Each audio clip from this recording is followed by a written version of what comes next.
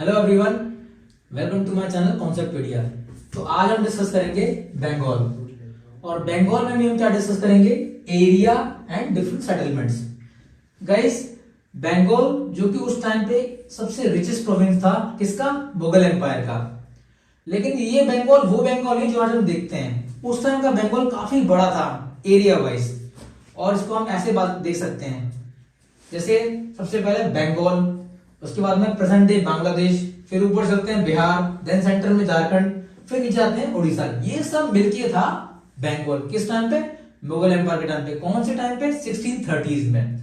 हुआ क्या, Britishers export करते थे 60%। कहां से? एशिया में। और एशिया में भी कहां से? बंगाल से। यानी कि 60% एक्सपोर्ट ब्रिटिशर्स का इंग्लैंड जाता था बंगाल से। और इसमें एक्सपोर्ट में क्या था? रॉ मटेरियल्स में जैसे saltpetre, then sugar, then silk, then paper, आपका कॉटन टेक्सटाइल्स, इंडिगो, राइस और लास्ट हैंडीक्राफ्ट एक्सेट्रा। इतना सारा ये लोग एक्सपोर्ट करते थे।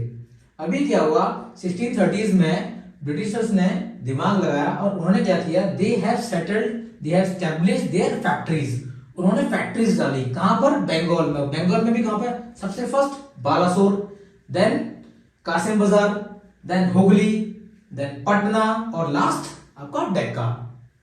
इससे क्या हो गया, वहां पर एक ब्रिटिशर्स का कमर्शियल सेटलमेंट हो गया। फिर by the time during 1690s Britishers have founded a new city named Calcutta, और they have established their permanent commercial settlement in Bengal. और क्या हुआ, ब्रिटिशर्स ने एक दिमाग लगाया। उन्होंने 350 यूरोज, जो उस टाइम के हिसाब से 3000 रुपए बनते थे, वो पे करते थे नवाब ऑफ बंगाल के। और इसके रिटर्न में वो लोग 50,000 यूरो का एक्सपोर्ट करते थे। कहां से? बंगाल से, यानी इंडिया से। कहां पे? इंग्लैंड तक। सो गाइस, आप देखिए कितना बड़ा डिफरेंस था। A huge amount of drain of wealth has been shifted from Bengal to England. तो ये तो हो गया आपका एरिया एंड सेटलमेंट्स। अब बात करते हैं डिफरेंट नवाब्स की। इन 1700 क्या हुआ, मुर्शीद कुली खान वो बने दीवान ऑफ बंगाल, और उनके जिन्होंने रूल किया 1727 तक। उनके बाद उनको सक्सीड किया उनके सन इन लॉ, जिनका नाम था सुजाउद्दीन दौला रूल टिल 1739। उसके बाद सरफराज खान, जिसको एक इनकैपेबल सन माना जाता था, उन्होंने रूल किया 1739 से 1740 तक, but he was killed by Alivardi Khan. यहां एक टर्निंग पॉइंट आया। Alivardi Khan was a sharp minded person and he ruled for 15 years. Alivardi Khan ने 15 साल तक रूल किया, और उनके इस रूल के दौरान बंगाल ने बहुत प्रोग्रेस की। क्योंकि इसके 3 रीजन हैं। First reason, invasion from your Punjab side border. वहां से जो इन्वेजन होते थे, किसके द्वारा? नादिर शाह, अफगान्स, अहमद शाह अब्दाली, इन सब के द्वारा जो इन्वेजन होते थे वेस्ट पंजाब से, उनसे बंगाल बचा रहा। दूसरा reason, Jat revolts, Maratha revolt, इन सब से भी कौन बचा रहा? बंगाल। इससे क्या हुआ, बंगाल की अच्छी खासी प्रोग्रेस हुई। और 1750 आते तक कलकत्ता की जो पॉपुलेशन जो 15,000 थी, वो कितनी हो गई? 1 लाख।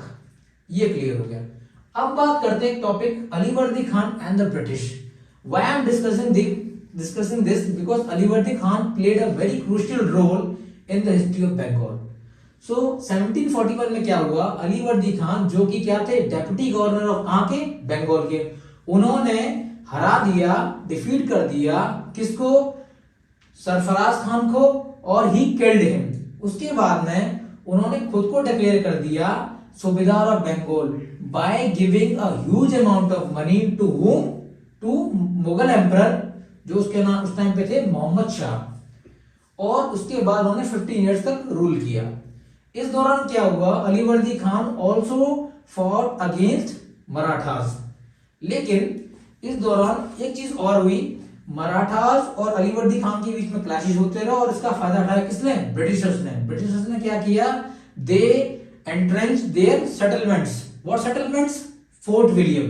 उन्होंने अपने किले को और अच्छा तरीके से घेरेबंदी कर दी। कैसे? एंट्रेंचमेंट करके, डिजेस खोद के। एंट्रेंचमेंट मींस डिजेस खोदना चारों तरफ। ये हो गया। उसके बाद में हम बात करते हैं चैलेंजेस ऑफ सिराजुद्दौला।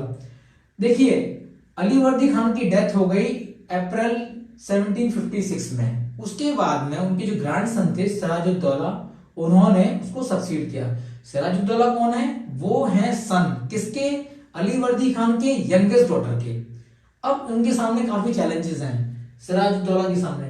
सबसे पहला चैलेंज है उनके काफी सारे राइवल्स थे, और इस टाइम पे सिराजुद्दौला की जो एज है वो सिर्फ 20 साल के आसपास है, या फिर ये कह सकते हैं he is in early 20s and he has so many rivals. First rival is his cousin, उसका नाम है शौकत जंग। वो कहां का नवाब है? नवाब ऑफ पूर्णिया। तो किसका राइवल है? सिराजुद्दौला का। सेकंड उसकी आंटी, उनका नाम है घसीटी बेगम, वो भी उसकी राइवल है। उसके बाद में उनका कमांडर इन चीफ रेबेलियस, जो रेबेलियन हो गया था किसके लिए? सिराजुद्दौला, और वो भी उनका राइवल है। अब ये मीर जाफर कौन है? मीर जाफर है अलीवर्दी खान की सिस्टर का हस्बैंड, वो भी उनका राइवल है। फिर a dominant group in his court, उनके कोर्ट में कुछ डोमिनेंट ग्रुप थे 4 लोगों का, वो भी किसके खिलाफ थे? अपने सिराजुद्दौला के। पहला नाम था राय दुर्लभ, राय बर्लभ, और उसके बाद में ओमीचंद और जगत सेठ, ये चारों भी इसके खिलाफ थे। और तो और वहां की जो हिंदू पॉपुलेशन थी वो भी सिराजुद्दौला के खिलाफ थी। तो कुल मिला के काफी लोग सिराजुद्दौला के खिलाफ थे। Sirajuddaula has take counter steps. First what he did, he defeated Shaukat Jang in a battle and killed him. Second, he cleared घसीटी Begum. Third point, he also dismissed Mir Jafar, और उसके बाद री-अपॉइंटेड किसको किया? मीर बदान को।